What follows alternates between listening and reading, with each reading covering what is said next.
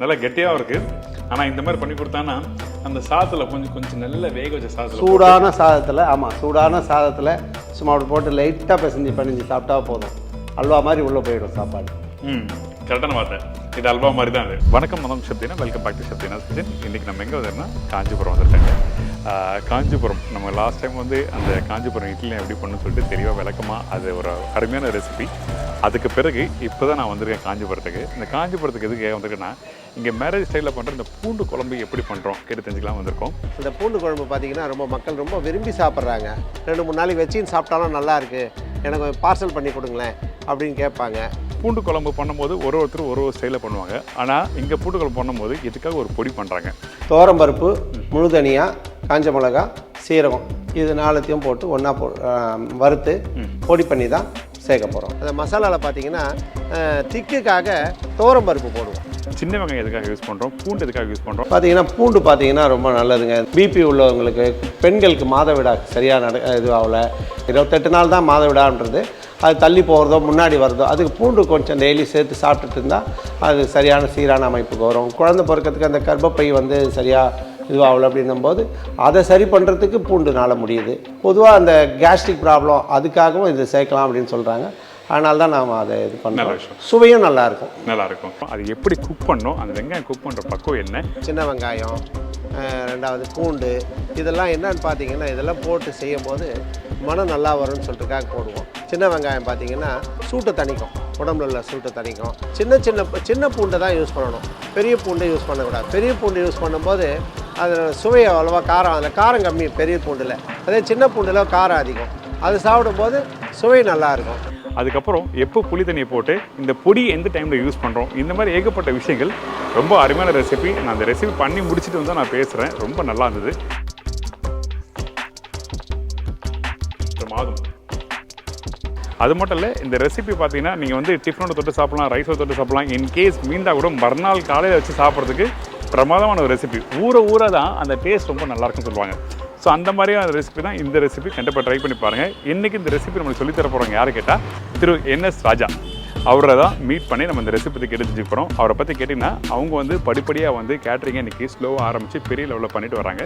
அது மட்டும் இல்லை, ஒரு 10 வருஷத்துக்கு முன்னாடி தான் ஸ்டார்ட் பண்ணியிருக்காங்க இந்த கேட்ரிங். வணக்கங்க, என் பேர் ராஜா, NS ராஜான்னு என் பேர். என் கேட்ரிங் பேர் NSR கேட்ரிங்கு. முதல்ல பார்த்தீங்கன்னா நாங்கள் எங்கள் பூர்வீக தொழில் பட்டு தொழில் தாங்க. அதிலேருந்து வெளியே வரும்போது என்ன தொழில் நடுவடைஞ்சிச்சு.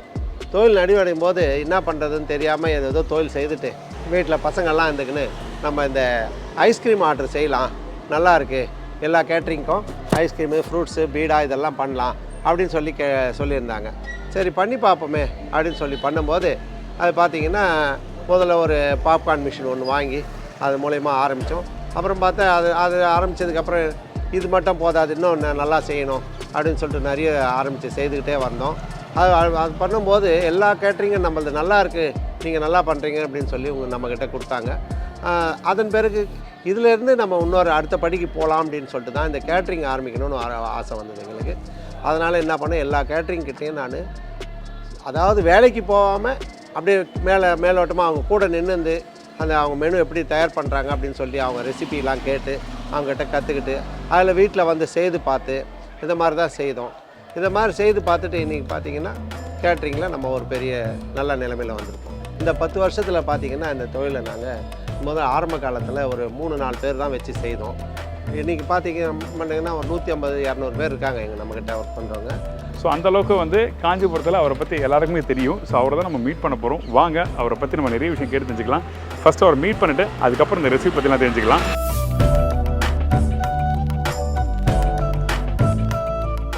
வணக்கம் சார். வணக்கம் சார், எப்படி இருக்கீங்க? சிறப்பாக இருக்கேன் சார். இன்றைக்கி நிறைய பேருக்கு NSR கேட்டரிங்னா நிறைய பேருக்கு தெரியாது. காஞ்சிபுரம், சென்னையெல்லாம் நல்லா தெரியுது சார். நல்ல விஷயம். சென்னை காஞ்சிபுரத்தில் முழுசாக தெரிஞ்சிச்சு, சென்னையில் கொஞ்சம் ஒரு 10% 20% தெரியும். அதனால தான் நாங்கள் தேடி வந்திருக்கோம். ஓகே, உங்களை பற்றி கேள்விப்பட்டதுனால நாங்கள் தேடி வந்திருக்கோம். நன்றி நன்றி. நல்ல விஷயம். சரி, எனக்கு இப்போ பண்ணுறது சொல்லி தரீங்களா? அதுக்கு முன்னாடி இந்த ரெசிபிக்கு தேவையான பொருட்கள் என்ன சொல்கிறீங்களா?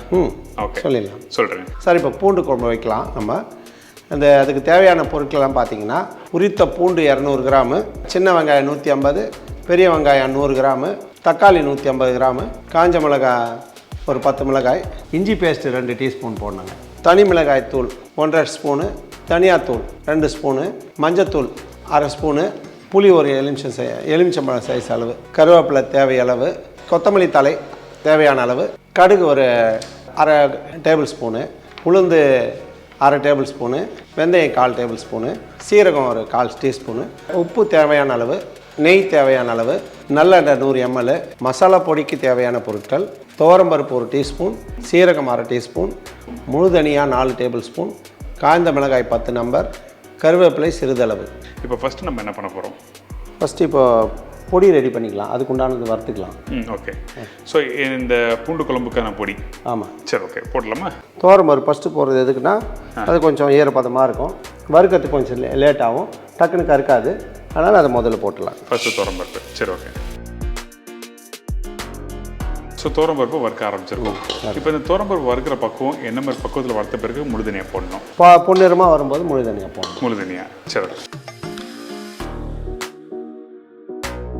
தனியாக போடலாம் சார். சரி, அடுத்தது முழுதனியாக போடுறோம். ஓகே. அந்த துவரம்பருப்பு லைட்டாக கொஞ்சம் கலர் மாறுச்சு, அதுக்கப்புறம் தான் இந்த முழுதனியாக போடுறோம். ஆமாம் சார். இப்போ தனியாக போட்டுட்டோம். அடுத்து மிளகாய் போடலாம். சரி, ஓகே. அடுப்பும் ஸ்லோ பண்ணிட்டோம். அடுப்பு ஆஃப் பண்ணிட்டோம், ரைட்டா? அடுப்பு ஆஃப் பண்ணிட்டோம். தீ கொஞ்சம் அதிகமாகிடுச்சு. ஓகே. அதனால் போதும் சார், இது போதும். காஞ்ச மிளகாய். ஓகே. இப்போ பெரும்பாலும் பார்த்தீங்கன்னா வீட்டில் அந்த குழம்பு தூள் வச்சுருப்பாங்கல்ல. இப்போ ஸ்ட்ரைட்டாக எங்கள் வீட்டில் அம்மாலாம் பண்ணும்போது என்ன பண்ணுவோன்னா அந்த குழம்பு தூளை போட்டு கம்மி பண்ணுறாங்க. ஆனால் நீங்கள் வந்து இந்த வரமிளகாய் தூள் அப்புறம் மல்லித்தூள்லாம் தனியாக போட்ட பிறகு இது மேல் பொடியாக போடுவீங்களா? ஆமாம் சார், மேல் பொடியாக தான். ஓகே. என்ன காரணம் போடுறதுக்கு? நல்லா அந்த சுவை நல்லா கிடைக்கும் சார். சீரகம் போடலாம் சார். சரி, ஓகே. சீரகம் ஒரு ஸ்பூன் அளவுக்கு தான். ஓகே. ஒரு ஸ்பூன் கொஞ்சம் கம்மியாக இருக்கும். அவ்வளோதான், அவ்வளோ. சரி, ஓகே. அடுத்து கருவேப்பிலை. சரி, ஓகே. அது கொஞ்சம் நல்லா பொடி ஆகிற அளவுக்கு கொஞ்சம் வறுத்துக்கணும். ஆனால் சமையலில் வந்து இந்த பச்சை கருவேப்பிலை கொத்தமல்லியோட ரோல் ரொம்ப ரொம்ப முக்கியம் இல்லை? ஆமாம் சார். ஆமாம், பொதுவாக நம்ம உணவில் எல்லாமே உடம்பு நல்லது தான் சார். ஓகே. இப்போ வறுக்கும் போதே வாசனை எப்படி வருதுங்க? ஆமாம். எல்லாம் கலந்து வரும்போது எல்லாமே சேர்ந்து வரும்போது வாசனை நல்லா இருக்குது. ரைட்டு. எதனா ஒரு சிங்கிள் வாசனை விட இது பாருங்கள் மனமாக இருக்குது பாருங்கள். இன்னொன்று அந்த மல்லியோட வாசம். ஆமாம். பச்சை கருவேப்பிலை போட்ட பிறகு அந்த கலர் மாற மாற இன்னும் வாசம் நல்லா வருது. அது வரைக்கும் சீரக வாசனையும் சேர்ந்து வருது பாருங்க. சரி, ஓகே. எனக்கு இன்னொரு விஷயம், இந்த மசாலா பொடி பண்ணும்போது துவரம்பருப்பு எதுக்காக நம்ம போடுறோம்? என்ன காரணம் துவரம்பருப்பு போடுறது? துவரம்பருப்பு போட்டோம்னா கொஞ்சம் குழம்பு கொஞ்சம் கெட்டியாக வரும், அதுக்காக அந்த துவரம்பருப்பு யூஸ் பண்ணுறீங்க. ரெடி ஆகிடுச்சா இப்போ? ரெடி ஆகிடுச்சுங்க. எடுத்துடலாமா அதை? எடுத்துடலாம். ஓகே. அதுவும் எடுத்து வறுத்தது காமிங்களேன். இந்த மாதிரி பக்குவத்தில் இருக்கணும். சரி, ஓகே. நான் மாற்றிடலாமா தட்டில்? இதை அரைக்கிற பக்குவம் என்ன மாதிரி பக்குவத்தில் இருக்கணும்? குறைந்தாங்க அரைக்கணும். நைஸாக அரைச்சோம்னா சுவையை குறைஞ்சிரும். சட்னி கூட பொதுவாக வீட்டில் சட்னி அரைக்கும் போது கூட அம்மியில் அரைக்கிற டேஸ்ட் தான் நல்லாயிருக்கும். அதுக்கு நான் வித்தியாசம் மிக்சிக்கும் இதுக்கும் என்ன வித்தியாசம்னு பார்த்தீங்கன்னா குறைன்னு இருக்கணும் சட்னி. அதனால தான் நாங்கள் மோஸ்ட்லி கிரைண்டரில் போட்டுருவோம் சட்னியை, மிக்சியில் போட்டு தரமாட்டோம் சட்னி. அது மாதிரி இதுவும் பார்த்தீங்கன்னா அம்மிலையாக ஒரு கொஞ்சமாக அரைக்கும் போது அம்மியில் அரைப்போம், நிறைய வரும்போது மிக்சியில் அரைச்சிடுவோம். மிக்சியில் அரைக்கும் போது குறைன்னு பார்த்து பொறுமையாக தான் அரைப்போம். இப்போ இதுவே வந்து கொஞ்சம் நைஸாக அரைச்சிட்டேன், இப்போ நான் வீட்டில் பண்ணும்போது கொஞ்சம் தவறி போய் நைஸாக அரைச்சிட்டேன், அப்போ எப்படி இருக்கும்? பண்ணலாமா? அப்படி பண்ணலாம், அதை பற்றி ஒன்றும் இல்லை. அதனுடைய சுவை கொஞ்சம் குறைய ஆரம்பிக்கும். ஓகே, அவ்வளோதான். அந்த பக்குவம் கொஞ்சம் மாறிடும். சரி, ஓகே. தான் அந்த அரைக்கிற பக்குவம் குறைன்னா ஒரு 90-80% சொல்லலாமா, இல்லை 80% சொல்லலாம்? சரி, ஓகே. டன். இந்த மாதிரி குறைன்னு இருக்கணும். ஓகே. இது மாதிரி இருந்தால் தான் சுவை நல்லா இருக்கும். ரொம்ப பவுடர் ஆயிடுச்சுன்னா அந்த குழம்பு வந்து ரொம்ப திக்காகிடும். ரொம்ப நைஸாக போட்டாலும் ஓரளவு திட்டமாக இந்த மாதிரி பண்ணோம்னா நார்மலாக இருக்கும். நமக்கு தேவையான அளவுக்கு நம்ம இது பண்ணிக்கலாம். சரி, ஓகே. அடுத்தது நல்லெண்ணெய். சரி. நல்லெண்ணெய் பார்த்தீங்கன்னா உடம்புல இருக்கிற சூடெல்லாம் தணிச்சிரும். ரெண்டாவது, ஆமாங்க, ரெண்டாவது வீட்டு உடம்புல பூச்சிலாம் நைட்டில் கொசு கடிக்கிறது அது இதெல்லாம் இருக்குல்ல, அந்த விஷத்தை வந்து முறிச்சிடும் அது நல்லெண்ணெய் சாப்பிடும்போது. அதனாலேயே இது வந்து எப்போவுமே பெரியவங்க நல்லெண்ணெய் சாப்பிட சொன்னதே பார்த்திங்கன்னா விஷத்தன்மை எடுக்கிறதுக்காக தான். உடம்புல இருக்கிற விஷத்தன்மை எடுக்கிறதுக்கு, உடம்பு சூட்டுக்கு தணிக்கிறதுக்கு. ஒரு பழமொழி சொல்லுவாங்க, வைத்தியருக்கு கொடுக்கறது வாணியருக்கு கொடுக்கலாம் அப்படின்னு சொல்லிட்டு. வைத்தியர் கொடுக்குற காசை வாணியருக்கு கொடுத்தோம்னா அது உடம்பு வந்து நோயே வராது அப்படின்றதுக்காக தான். ஏன்னா நல்லெண்ணெயை நல்லெண்ணெயை சாப்பிட்றதுக்காக தான் அந்த மாதிரி சொல்லியிருக்காங்களே. ஓகே ஓகே, அதான் சொல்லியிருக்காங்க. ஓகே, நல்லெண்ணெய் ஊற்றிருக்கோம். இப்போ சூடு ஆகிடுச்சு. இப்போ தாளிப்பு போடுறோமா? என்ன தாளிப்பு போடுறோம்? முதல்ல கடுகு போடணுங்க. கடுகு, சீரகம், உளுந்து, சரி, மிளகாய் இதெல்லாம் போடுறோம். சரி, ஓகே.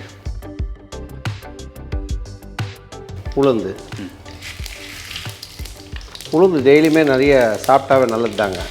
ஏன்னா நடுமுதுகு எலும்புக்கெல்லாம் ரொம்ப நல்லது. உளுந்து வடை சாப்பிட்டா நல்லது.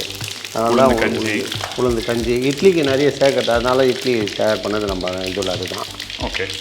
சீரகம் பார்த்தீங்கன்னா நெஞ்சு கரிச்சல், ஜீரணம் எல்லாம் பார்த்தீங்கன்னா சரி பண்ணிடுவாங்க. சீரகம் இன்னொன்று குளிர்ச்சியும் இருக்குது. ஆமாம். வெந்தயம். ஓகே. வெந்தயம் பார்த்தீங்கன்னா ஹீட் ஆகாமல் பார்த்துக்கோங்க உடம்ப. அடுத்தது வெங்காயங்க. சரி, இந்தாங்க.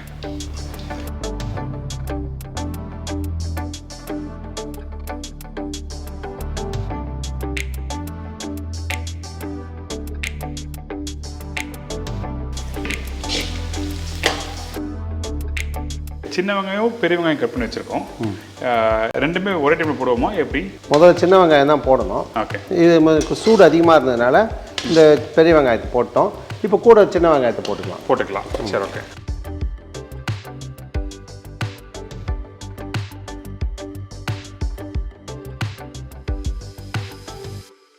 பார்த்தீங்கன்னா இப்போ காஞ்ச மிளகா போட போகிறோம். வெங்காயம் போடுறதுக்கு முன்னாடியே காஞ்ச மிளகா போடணும். எண்ணெய் சூடு அதிகமாக இருந்ததுனால நம்ம வெங்காயத்தை போட்டுட்டோம். இப்போ தான் போட போகிறோம். ஏன் அப்படின்னா காஞ்ச மிளகா காய்ச்சலாக இருக்கிறதுனால டக்குன்னு காஞ்சி கருப்பாயிடும் மிளகா. அதனால் இதை போட்டுட்டு அது போடலாம் அப்படின்னு சொல்லிட்டு தான் இப்போ வறுபடு. நல்ல விஷயம். அதான் சில பேர் வந்து என்ன சூடாகிடுச்சு தூக்கி போடு பரவாயில்ல போட்டு அது அவசரமாக பண்ணும்போது பார்த்தீங்கன்னா சமையல் வந்து கொஞ்சம் பொறுமையாக பார்த்து அழகாக பண்ணாதான் நம்ம சாப்பிட்றவங்களுக்கு சுவையாக கொடுக்க முடியும். அடுத்தது பச்சை மிளகாங்க. ஓகே. ஏன் அப்படின்னா காஞ்ச மிளகாவை விட காரம் பார்த்தீங்கன்னா இந்த பச்சை மிளகாவில் அதிகமாக இருக்கும் காரம். ஏன்னா பச்சையாக இருக்கிறதுனால காரம் அதிகமாக இருக்கும். அது ஒரு 4 பச்சை மிளகாவில் 4 அரை துண்டு தான் கீரி போட்டிருக்கோம். 2 பீஸ். ஆமாம், 5 துண்டாக போட்டிருக்கேன். சரி, ஓகே. 2.5 மிளகா கரெக்ட் பார்த்தீங்கன்னா. ஓகே. இப்போ இந்த வெங்காயம்லாம் வதங்குற பக்கம் என்ன மாதிரி பக்கத்தில் இருக்கணும்? இது நல்ல கலர் மாறணும், பொன்னிறமாக மாறணுங்க. பொன்னிறமாக வந்து நல்லா இருக்கும். பொதுவாக வெங்காயம் பொன்னிறமாக மாறும்போது சுவை கரெக்டாக இருக்கும். கருவேல்னு பொறிச்சு விட்டுட்டோம்னு வச்சுக்கோங்க, அது சுவை கசப்பாயிடும். குழம்பே கசப்பாயிடும். கசப்பாகாமல் இருக்கிறதுக்கு இது பண்ணணும். ரெண்டாவது வெங்காயம் சரியாக வதங்கலைன்னாலும் சுவையை நல்லா வராது. இனிப்புத்தன்மை இருக்கும். பார்த்தீங்கன்னா நறுக்குன்னு இருக்கும் வெங்காயமும். அது சாப்பிடும்போது சரியாக வேகலை, சரியாகவே கொதி வாங்கலை அப்படின்னு கம்ப்ளைண்ட் வரும். அதனால் வதக்கிட்டோம்னா ஈஸியாக இருக்கும், நல்லா இருக்கும். இப்போ கொஞ்சம் கருவேப்பிலை போட்டுக்கிறோம். ஓகே. வெங்காயம் வதங்கும் போது ஆமாம், கருவேப்பிலை பார்த்தீங்கன்னா நல்லா பசி தன்மையை தூண்டும் கருவேப்பிலை. அதனால தான் கருவேப்பிலையை சேர்க்கறதே.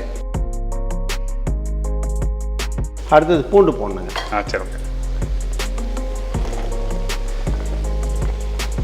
நிறைய பூண்டு போடுறோம். பொதுவாகவே எந்த குழம்பு வைக்கிறோமோ அதுக்குண்டான ஃப்ளேவரை நிறைய சேர்த்தோம்னா தான் அந்த ஃப்ளேவரே கொடுக்கும். அது சம்மந்தப்பட்ட பொருள். ஆமாம், அந்த சம்மந்தப்பட்ட பொருள். இப்போது தக்காளி ரசம் அப்படின்னு சொல்கிறோம், தக்காளி நிறைய சேர்த்துக்குவோம். இப்போ மிளகு ரசம்னுவோம், மிளகு நிறைய சேர்த்துக்குவோம். அந்த மாதிரி இப்போ இது பூண்டு குழம்புன்னும் போது பூண்டு நிறைய இருந்தால் தான் அது பூண்டு குழம்பா இருக்கும். இப்போ இது பூண்டு போட்டிருக்காரு, பூண்டு வெங்காயம். இது என்ன மாதிரி பக்கத்தில் வதக்கணும் அது அப்படியே உங்களுக்கு காமிக்கிறேன். அதுக்கு அடுத்தது வந்து அடுத்த பொருளை யூஸ் பண்ணலாம். ஏன்னா அந்த வதங்குற பக்கம் ரொம்ப முக்கியம் இல்லை? ஆமாம், நீங்கள் சொன்ன மாதிரி. ஆமாம், கரெக்டான பதத்துக்கு வதங்கினா தான் குழம்பு டேஸ்ட் நல்லாயிருக்கும். சரி, ஓகே. எனக்கு வதக்கிட்டு காமிங்க. ஓகே. வெங்காயம் நல்லா பொன்னிறமாக வளர்ந்துருக்குங்களா? ஓகே தான். இது மாதிரி வறுத்தா தான் கரெக்டாக இருக்கும். ஓகே. ஸோ இந்த பக்கத்தில் கரெக்டாக வதக்கிடுங்க. ஆமாங்க. சரிங்களா? Okay, done. அடுத்தது நம்ம என்ன போடுறது? அடுத்தது இஞ்சி பேஸ்ட். இந்த பூண்டு குழம்புல வந்து இஞ்சி பேஸ்ட்டு போட்டு நான் பார்த்ததே இல்லை. என்ன காரணம் இஞ்சி பேஸ்ட்டு போடுறீங்க? இஞ்சி பேஸ்ட் பார்த்தீங்கன்னா ஜீரண சக்தி அதிகரிக்கும், நல்ல மணமாக இருக்கும். தக்காளி. ஓகே, இந்தாங்க.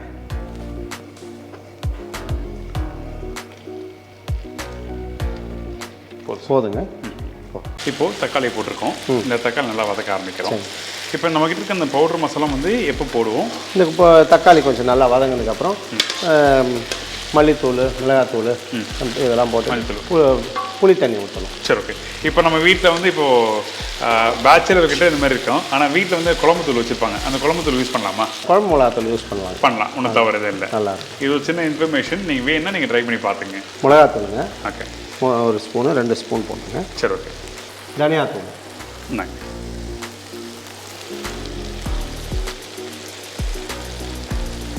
தனியாத்தூள் கொஞ்சம் மிளகாத்தூள் கொஞ்சம் நிறைய போட்டோம்னா அதிகமாக போடுவோம். நல்லா, ஆமாம், நல்லா சுவையாக இருக்கும். ஓகே.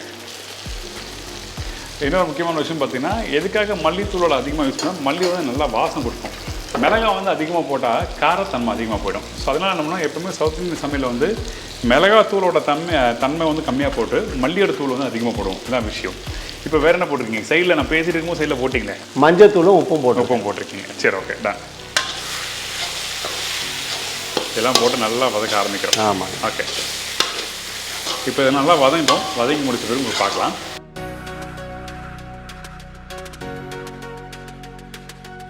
இது பார்த்தீங்களா நல்லா வதங்கிடுச்சிங்களா? நல்லா பேஸ்ட் மாதிரி இருக்குங்களா? ஆமாம். இது மாதிரி தொக்கு மாதிரி இருக்குது. நல்லா தொக்கு மாதிரி, தொக்கு மாதிரி. இது பார்த்தீங்கன்னா இதில் இப்போ தேங்காயெல்லாம் அரைச்சி ஊற்ற வேண்டிய வேலை இல்லை. தேங்காய் அரைச்சி ஊற்றினா சுவையும் கிடைக்காது. காரம், புளிப்பு எல்லாமே அடங்கிடும். இதில் அப்படியே நம்ம செய்தோம்னா அது உண்மையான சுவை கிடைக்கும். ஓகே, பாருங்கள். இப்போ கொஞ்சம் எடுத்துக்காங்களே பதங்க போட்டேன்.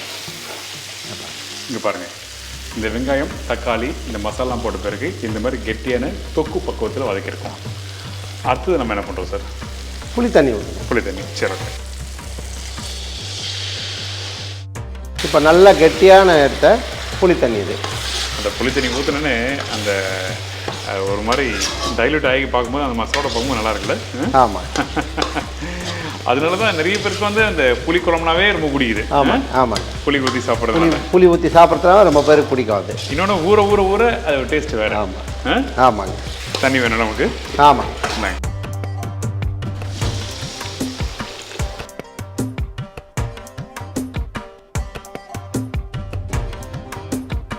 இந்த பொடி அரைச்சி வச்சிருக்க பொடி எப்போ போட போகிறோம்? நல்லா கொதிக்கட்டுங்க. கொதிச்சதுக்கப்புறம் பொடி போட்டு. சரி, ஓகே. அப்போ ஆல்மோஸ்ட் டன் எல்லாமே. ஆமாம், ஆமாம். ஓகே. ஸோ இந்த பூண்டு குழம்பு தான் இன்றைக்கி உங்கள் கல்யாண மண்டபத்தில் ஸ்டைலில் பண்ணுற அந்த ரெசிபிகள். நம்ம நார்மலாக பூண்டு குழம்பு பண்ணும்போது என்ன பண்ணுவோம், வீட்டில் குழம்பு தூளை போட்டு கம்ப்ளீட் பண்ணுறோம். ஆனால் இன்றைக்கி ஸ்பெஷலி வந்து இந்த பொடி பருப்பு பர்டிகுலராக எதுக்காக யூஸ் பண்ணுறாங்க, மிளகாய் எதுக்காக யூஸ் பண்ணுறோம், மல்லி எதுக்காக யூஸ் பண்ணுறோம், நிறைய விஷயம் சொல்லி கொடுத்தீங்க. எனக்கு நல்லா கொதிச்ச பிறகு அந்த பொடியை போட்டு இறக்கி ஒரு கப்பில் ஒரு டீஸ்பூனோட கொடுங்க, நான் சாப்பிட்டு பார்த்துட்டு சொல்கிறேங்க. இப்போ நல்லா கொதிக்கிட்டோம், பார்க்கலாம். பாருங்கள் சார், நல்லா கொதிச்சு வந்துச்சுங்களா? ஆமாம். கொதிச்சு வர மேலே எண்ணெய் கிட்டத்தட்ட ஒரு 3-4 நிமிஷம் ஆச்சு நல்லா கொதிக்கிறதுக்கு. அதான் அப்படி லைட்டாக நல்லா எண்ணெய் கொதி வந்துச்சுங்களா? அதான் அந்த எண்ணெய் லைட்டாக பிரிஞ்சு வருது. ஆமாம். ஓகே, நல்லா கெட்டி ஆயிடுச்சு. கொதிக்க நல்லா கெட்டி ஆயிடுச்சு. நீங்கள் வீட்டில் பண்ணும்போது தெரியும். ஓகே, இதுக்கப்புறம் நம்ம என்ன பண்ணுறோம்? இதுக்கப்புறம் இந்த பொடி போடணும். இது ரொம்ப கெட்டியாகுமே. இப்போ திருப்பி இந்த பொடி போடும்போது இன்னும் கெட்டியாகும். இப்படி தான் இருக்குமா? ஆமாம், கெட்டியாக இருந்தால் நம்ம கொஞ்சமாக போட்டுக்கினாலும் போதும். சாதத்துக்கு நம்ம பறிஞ்சிக்கலாம். ஓகே, நல்லாயிருக்கும். இப்போ இந்த பொடி இருக்குது பார்த்தீங்களா, இந்த பொடியை வந்து எத்தனை நாள், இப்போ இன்கேஸ் நான் வீட்டில் பண்ணிட்டேன், கொஞ்சம் எக்ஸ்ட்ரா பண்ணிட்டேன், அந்த பண்ண பொடியை வந்து ஒரு டப்பாவில் போட்டு வைக்கணும். எத்தனை நாள் வச்சுருக்கலாம்? 1 மாதம் 1.5 மாதம் கூட வச்சுருக்கலாம். ஒன்றாவது அந்த ஸ்மெல்லு போகாத அளவுக்கு நல்லா மூடி வைக்கணும். ஓகே, இந்தாங்க ஃபைனலாக அந்த கிரேவி ரெடி ஆகிடுச்சு. இப்போ வந்து அந்த பொடியை போடுறோம். இதுக்கப்புறம் நெய் கொஞ்சம். பெரும்பாலும் வந்து நிறைய பேர் இந்த மாதிரி புளியை வச்சு பண்ணுறதோ இல்லை பூண்டு குழம்பு பண்ணும்போதோ இல்லை மீன் குழம்பு பண்ணும்போதெல்லாம் கடைசியாக நல்லெண்ணெய் ஊற்றுவாங்க. ஆனால் நீங்கள் நெய் யூஸ் பண்ணுறீங்க, என்ன காரணம்? நல்லெண்ணெய் ஒரு சுவை, நல்லெண்ணெய் நம்ம முதல்ல போட்டுட்டோம், அது கூட கொஞ்சம் நெய் சேர்த்தோம்னா சுவை நல்லாயிருக்கும். ஒருத்தரோட கைப்பக்கம் ஒரு வித்தியாசம் இருக்கிறதுனால அது மாதிரி தான் இன்றைக்கி ஒரு விஷயம் நம்ம கற்றுருக்கோம். ஸோ பார்ப்போம், ரெடி ஆகிடுச்சு. இப்போ கடைசியாக நம்ம என்ன பண்ணுறோம்? மல்லித்தலை போடுறோம். அவ்வளோதாங்க. இந்த வெல்லம் போடுறதா இல்லை? அதெல்லாம் இல்லைங்க, வெல்லம் போடுறதே இல்லை. அந்த மாதிரி பக்கம்லாம் நம்ம ஒரு ஸ்டைலுக்கு அந்த நம்ம சவுத் இந்தியன் பார்த்தீங்கன்னா வெல்லம் யாரும் போட மாட்டாங்க. அதில் இந்த நான் பார்த்த வரல இந்த பெங்களூர் சைடு தான் நிறைய வெல்லம் போடுவாங்க. ஆனால் பெங்களூர்லேருந்து வந்து நான் இங்கே சமையல் சாப்பிட்டுட்டு ரொம்ப நல்லா இருக்குது, எங்கள் ஊரில் திகட்டும், இங்கே திகட்டில் நல்லா இருக்குது அப்படின்னு சொல்லி ரொம்ப பெருமையாக சொல்லியிருக்காங்க. நல்ல விஷயம். பொடி போட்டு எவ்வளோ கொதிக்க விடணுமோ? அவ்வளோதான் இல்லைங்க அவ்வளோதான் போதுங்க. சும்மா அப்படி போட்டு இறக்க வேண்டியது. நல்லா கெட்டியாயிடுச்சுங்க. ஆமாங்க. இந்த பூண்டு குழம்பு அடடா நல்லா வாசனையும் வருது. சூப்பர். இப்போ அடுத்தது என்ன வேலை? மேலே இப்போ தண்ணி மாதிரி இருந்ததுல்ல, மட்டும் கெட்டியாக இருந்தது. இப்போ இந்த பொடி போட்ட உடனே மேலவும் நல்லா திக் ஆகிடுச்சு பாருங்கள். சரி ஓகே டன் டன் டன். இப்போ இதுக்கப்புறம் நான் டேஸ்ட் பண்ணுற வேலை தான். ஆமாங்க. ஆமாம். சரி ஓகே கொடுங்க டேஸ்ட் பண்ணி பார்த்துலாம். தலை பூண்டு குழம்பு. பூண்டு குழம்பு டேஸ்ட் பாருங்கள், பார்த்துட்டு சொல்லுங்கள். மலையெல்லாம் போட்டு கொடுத்துருக்கீங்க. ஆமாம். நல்லா கெட்டியாக இருக்குது. ஆமாம். சூப்பர். நான் ஃபஸ்ட்டு வெறும் குழம்பு டேஸ்ட் பண்ணி பார்க்குறேன்.